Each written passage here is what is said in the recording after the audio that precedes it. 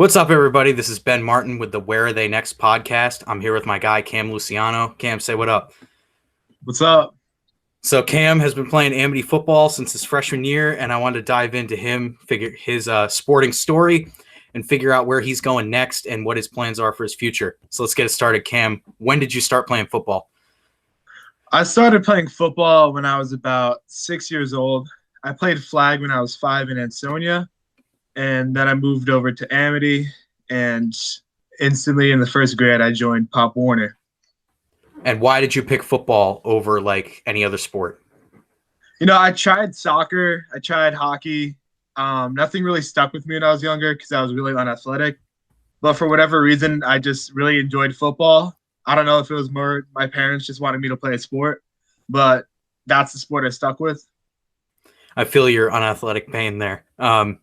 What other talents do you have outside of the game of football? I mean, there's a lot of things I like to do. I consider myself more athletic in other sports now. I like to play basketball, play a little baseball, I like to golf, I like to fish a lot. I do a lot of things. There's a lot. I like to draw, I can play the piano. I can do a bunch of stuff. Yeah. And one of the things I want to say about Cam is oftentimes when people see high school football players, they'll think that they're stupid. That is the opposite of Cam. I'm taking an English class right now, and Cam's taking that for honors credit. So he's really got some other stuff going for him too outside of the game. What's your favorite NFL team, and like what players do you model your game after? My favorite NFL team are the Patriots. I basically just like every Boston team. I was born into a Boston family. So every sports team I like is from Boston. My favorite NFL player has to be Aaron Donald, and he's got to be the guy I model my game the most off of. Yeah. Him being an undersized D lineman and just being the best D lineman in the game right now is just super inspirational to me. I got to ask you, man, who's winning the whole thing? I want to see Tom Brady and the Bucs win it. I don't know though. I guess the safe bet would be the Chiefs, but Patrick Mahomes doesn't get back in. Bills can get him. Being the Jets fan that I am, I can't watch Tom Brady win another Super Bowl, and I think Aaron Rodgers is due for one. So I'm going on the record here. Green Bay's winning the whole thing. All right. Having to go through Green Bay is huge. So that's what's going to get them through the NFC at least, is playing in the cold. Mm-hmm. Biggest influence off the field? Football player or not? Field, football player or not? Let's see. It would probably have to be, just my mom, because she's just a super gigantic inspiration for me. I take after her in a lot of things. She's always been there for me. It's just like whenever I'm sure whenever somebody's like asked that question, it's probably the most common answer has to be one of their parents. And it's just got to be my mom. Mm-hmm. I get that one. Favorite moment playing football? I have a lot of really crazy moments that I hold pretty close to my heart. The biggest one has to be my last year of Pop Warner. When we beat Ansonia in the semifinals, I had 3 fumble recoveries and I think I had a sack and I don't know how many tackles, but there was a lot of them. I'll never forget just lifting up that trophy and getting my medal. It was really the first time I felt like I had accomplished something major with my team. And I think after that, at least for Pop Warner, Amity got put on the map, which is really just makes me very happy to see that I was part of that team. All right. I feel that one too. Take me through the college deciding process, man. I know you just committed. Yeah, there was a lot of factors that went into my final decision, but from the beginning, I didn't really know what division I wanted to play. Obviously I wanted to play D1 football, but, my options were always open. I guess as I started looking at colleges and getting a little bit recruited sophomore year, but things started ramping up junior year when I started getting more looks and got a lot of phone calls with coaches. I was in contact with probably about on total at least 15 schools. Jeez. With the majority of them being D2s with a couple of D1s and a couple of D3s. Yeah. But I mean, I kind of committed early in the process, so I didn't get a lot of offers under my belt. But at the time, I had offers from WPI, RPI. I was going to get offered by Assumption. I had an offer from Valparaiso, which is D1 in Indiana. Mm-hmm. And those were my only official offers at the time. But I ended up committing the Bowdoin, which is Yeah. a NESCAC in Maine. No, after I visited, I just instantly fell in love. Now, I don't know a lot about Bowdoin. Tell me a little bit about Bowdoin. Yeah, so Bowdoin is a NESCAC in Maine, and the NESCAC's basically a bunch of small Ivy schools, Mm-hmm. like all the liberal arts colleges like Amherst and Trinity. Okay. I know what those are. Yeah, we play all those guys. And yeah, academic wise, I wouldn't definitely have not gotten in with football. Like as smart as you might say that I am, Yeah. without football, I wouldn't have gotten in. But yeah, football gave me the opportunity to be able to attend such a school. Like I think there's only 2,000 people who go, so it's really selective. Wow. Yeah. And I guess on the football side of things, Bowdoin is well with other sports. Bowdoin is really good. Like I know their women's basketball team has been really good. Their hockey team's really good. I know they scrimmage UMaine and U New Hampshire, Ooh. and they're D3 playing D1 teams, and I think they beat them last year in the scrimmage. So But yeah, they're a those teams are D3 really good. playing D1? Yeah, That's we have a really crazy. nice hockey rink. It's like NESCACs are weird because they are D3, Mm-hmm. but there's a lot of D1 caliber players of any sport Yeah. that go to a NESCAC just for the education. Mm-hmm. And on the football side of things, Bowdoin has been just really bad. So the reason I committed there instead of choosing a team that's more successful Mm-hmm. is because one, I like the challenge of going to a school and rebuilding the program, and two, they just got a new coach, and this coach has basically whatever he touches has turned to gold. Like the past three schools he's been to, he's turned like 2-8 programs into not state championship, but like division championships. That's Just nuts. like, yeah, he really turns teams around, and I just like the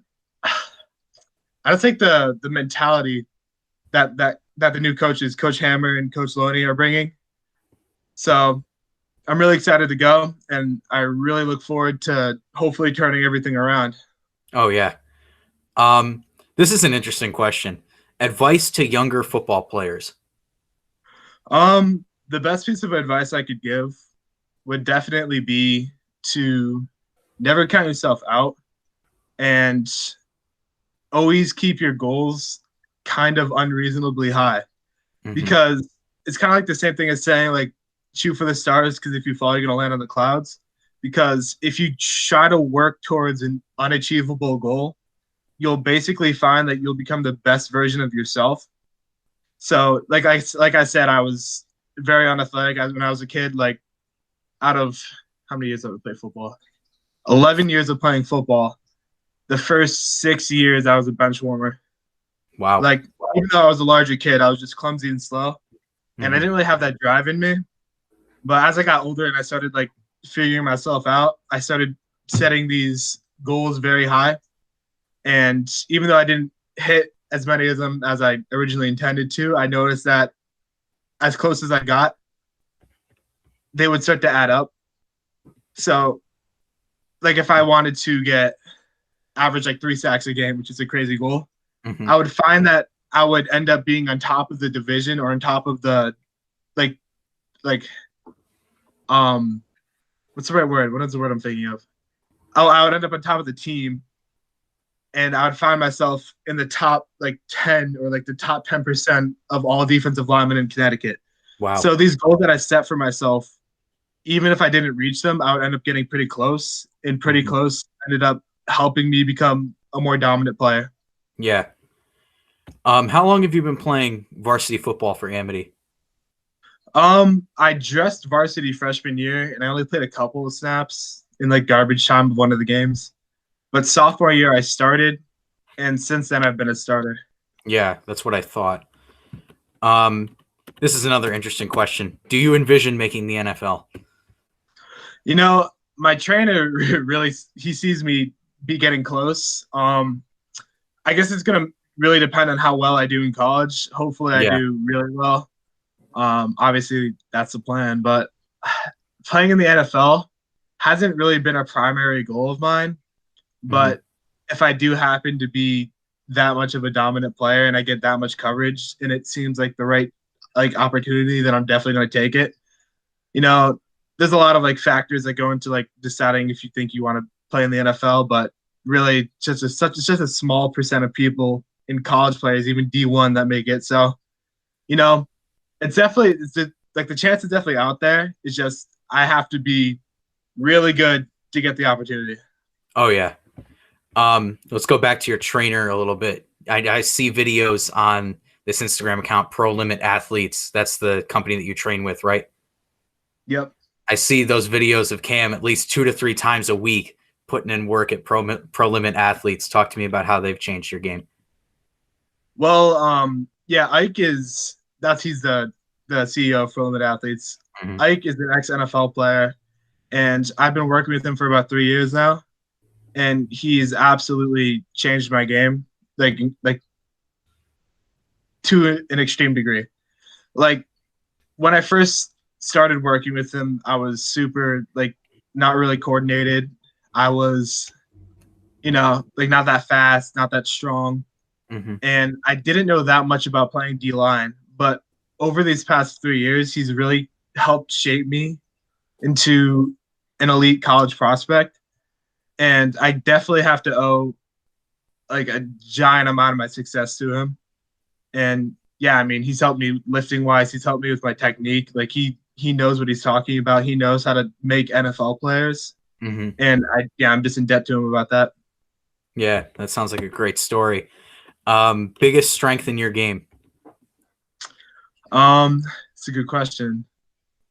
I'd say the biggest strength in my game would be, I guess, my explosiveness off the ball, Hmm. because I I've always been stronger, like lower body. Hmm. So I tend to be able to get a good pop off the line of scrimmage, and uh, like I'm good at overpowering the lineman, Hmm. which in turn gives me an opportunity to get in the backfield and get a sack or a tackle for loss. Yeah, so I'd say my strongest suit would be explosiveness. Yeah. We're gonna get into some more fun questions. Favorite pregame meal?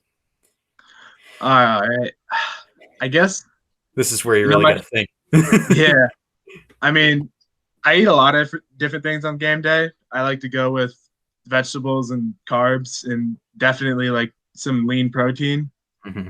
But I don't eat that heavily before a game. But what I did eat a lot sophomore and junior year before games was a Mustang Sally from Blue Check. Ooh. So basically, it's like a chicken panini with avocado Hmm. and like Monterey Jack cheese. It's really good. Shout out to Blue Check. Well, you were talking about working with Ike from Prominent Athletes, and you said that you worked with him for 3 years. That would have been starting your sophomore year, right?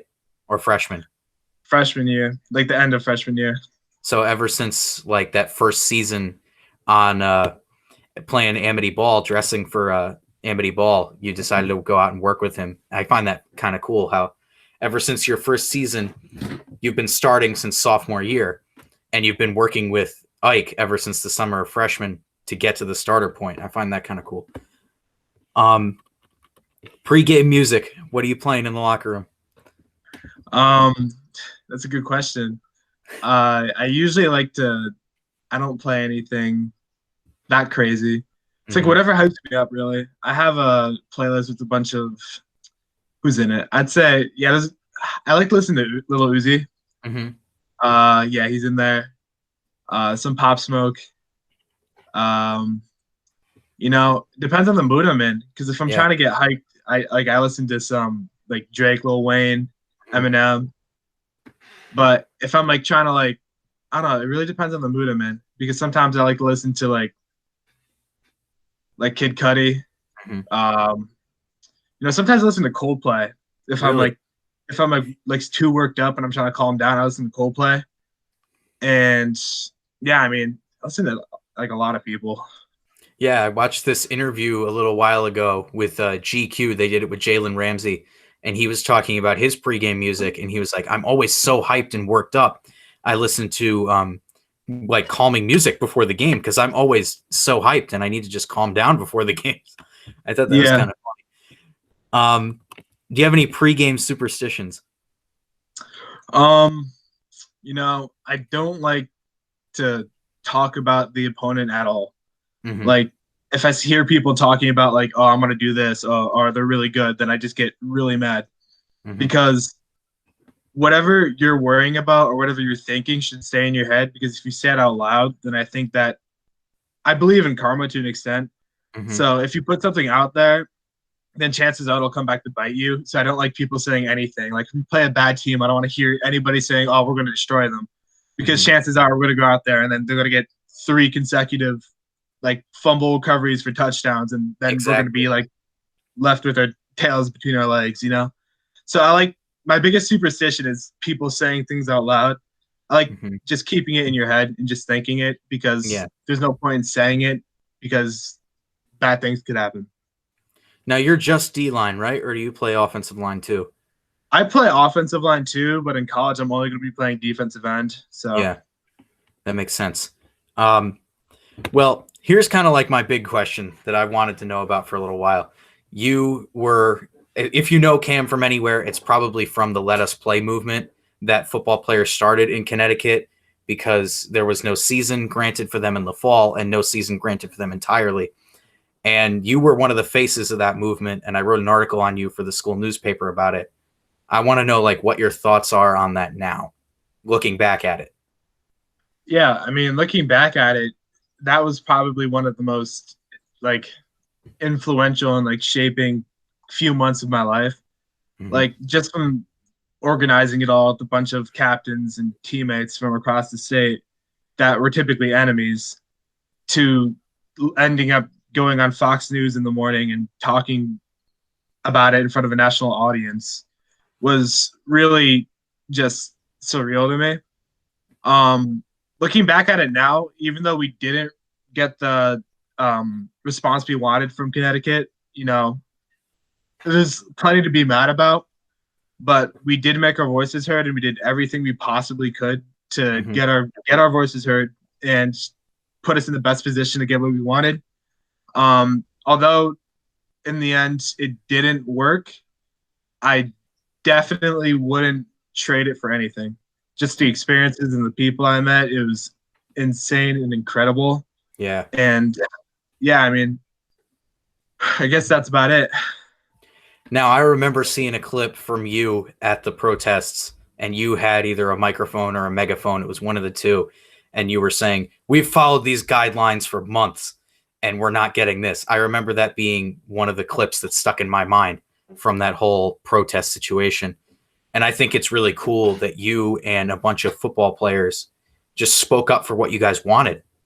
Mm-hmm. Like, that's kind of what we've been seeing in these past few years. Whether it's, I'm not trying to compare a football protest to Black Lives Matter or anything, but Yeah. comparing it to Black Lives Matter, obviously Black Lives Matter is a lot more important, but that's people speaking up for what they want. And we've seen a lot of protests in these past year or two, and it caught my eye that a lot of young people were doing that, like young high school kids were going out there and protesting for what they wanted.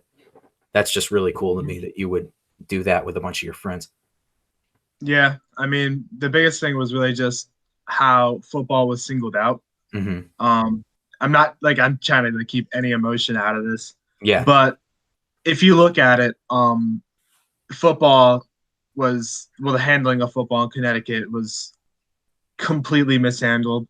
It was honestly just really depressing to see Hmm. how the CIAC managed it and how the Department of Health didn't change anything they said, even with the governor saying, "Oh yeah, you guys should play in the spring." I know there's a lot of people like we got a lot of backlash when everything was happening, and there's a lot of people who probably think that against wearing masks, coronavirus doesn't exist. But if you look at other sports that were played that have even more contact than a sport that you wear pads, you're Hmm. outside, and there's one thing that was proposed was face masks that go into your mask, Hmm. and there's a lot of things that could have been done. Like you could have spread out on the sidelines. It's like we have a lot of space to work with. And there's a lot of mitigation strategies that would have 100% been effective that just got thrown out the window because it was football. If you look at soccer or even men's basketball that's about to go down soon, I think they're starting now. Yeah. They're inside of a closed gym with no protective anything covering. I mean, they're wearing masks, but they're still sweating. Yeah. So these are dozens of kids who are sweating inside of a closed space, rubbing up on each other, D'ing up on each other, just sweating everywhere. Like, honestly, I'm not trying to be selfish by saying this, but basketball is definitely more of a risk than football would have been. Moving forward, we were able to play with an independent league, and we didn't have any confirmed cases from football. We did have a couple of cases from people with like their family and stuff. Yeah. But no spread that we know of happened playing the game of football. Whereas if you look at the CIC released a statement with all the total cases from each sport. If you look at all the other sports, including the like two-hand touch football they played, where they weren't wearing pads either, it was all pretty high. So I think if we just ended up playing normal football, like with pads and everything, we would have had a lot of success. But the timing, and once the CIC figured out that, maybe it's not as high risk as they thought it was originally, it was kind of too late at that point. So the timing was really unfortunate. And I guess that's just what happens when you live in a state with the kind of government that we have. But, things it is what it is. Yeah. So how did that independent league end up going? It actually went really well. They released a statement at the end after the season was paused about just like from reports from coaches and schools, if there had been any cases from like one player to another. And I think the total was only there's like 8 cases that have been confirmed spread from one player to another, whether it be in practice, but they think it was in cars without wearing masks. We had a situation where one of our players got the virus and spread it to 2 other kids on the team, but that spread occurred in the car, like when they were hanging out, not on the football field. Okay. So I guess that's just how it went. We ended up playing 3 or 4 games, and they went really well. Just from a bunch of teams across the state. And actually, within the next month or so, the independent league should be picking back up again. Oh, really? I think they added about 6 new teams. So depending on how that goes, we might be playing a couple more games. Yeah, I was going to ask if you were going to participate in that. Yeah, I mean, I'm also doing outdoor track. So as long as it doesn't interfere with that, then I definitely will be doing that. How does outdoor track go for you? Just curious. I don't know yet. I mean, indoor is starting. First practice is next week. So I don't know how practices are going to go. Hopefully by the spring when outdoor starts, we'll be in a lot better of a situation than we are now. So I guess it's just really just a waiting game. Yeah, exactly. And then how would you say track has affected your game on the football field? In the past, it has definitely kept me in shape in the off season, just because we lift and we condition a lot in track. But this year, I'm kind of shifting my goals to more focus on actually being good at throwing and sprinting. Yeah. So, I do disc and shot put, and I'm also planning on doing the 4x1. Wow. So we'll see how that goes. So hopefully with indoor, I'll be able to start working on my technique and stuff. And with outdoor in the spring, I should be in really good shape to do really well. Yeah. Well, that's all I had. Thank you, Cam, for giving me your time. No problem. Hope we get more of these. If you have any suggestions for more athletes, let me know. Cam, do you have any more suggestions? I know Tyler McLean would definitely be interested in having an interview with you. Yeah, so I've been working on that one. And I do want to say one thing. You said Ike was a professional football player. What position did he play? He played defensive end and defensive line, so my position. And But what's he his did, last name? Igbinosun. Oh, It's like, yeah, it's pretty hard to pronounce. because I'm going to tell a funny story on here. A future guest, maybe Sebastian Holt, one of my good friends from Amity Baseball. He plays first base for us, and in the season, sophomore year, Coach Roddick, one of our assistant coaches, would always call him Ike because there was an NFL player named Ike Holt, and I had no idea what position he played. When I heard you say Ike, I just had to guess about it. Okay. So thanks, Cam, for the time. I'm going to cut it here. Hopefully we get more of these with more guests. No problem. Thank you for having me.